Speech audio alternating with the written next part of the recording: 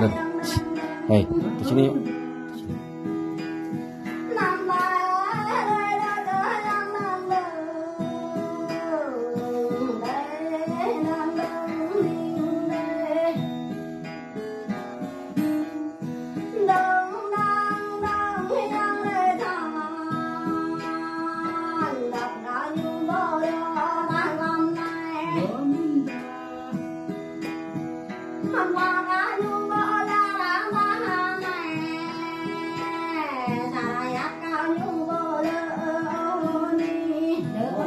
Giờ mấy anh đã rặng đây.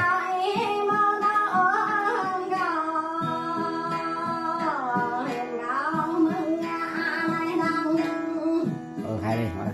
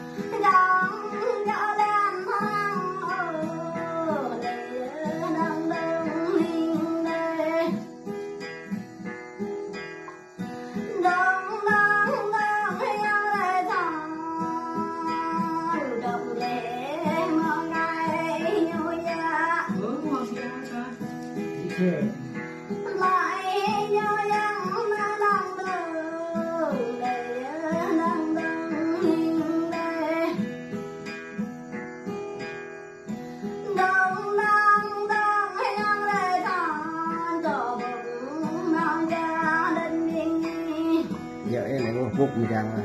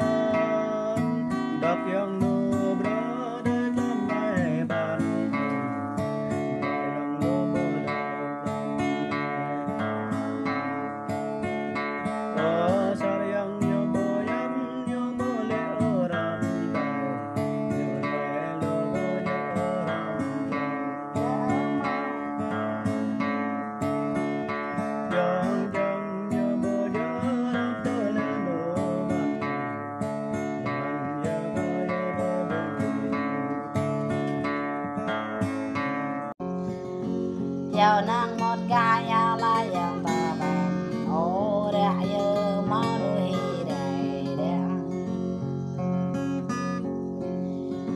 bột na đang mạ bra la yang ta bèm ô lệ giờ ô đang đầy lên giờ lệ ta bèm lệ bọn ta là ta bèm lệ bọn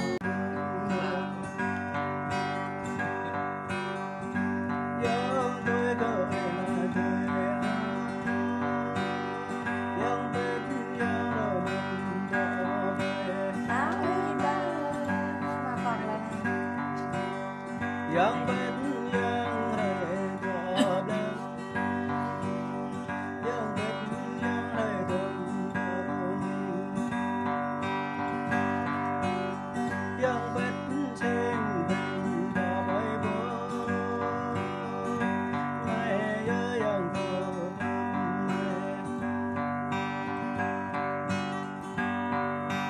Lên. Hey, di sini yuk.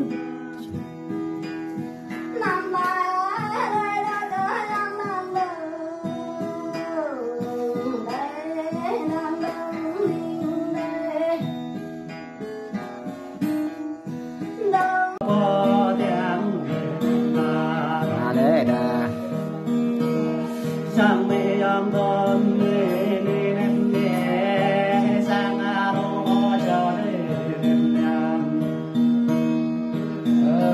thuê cho xoan có yo thuê cho xoan ya có yo như a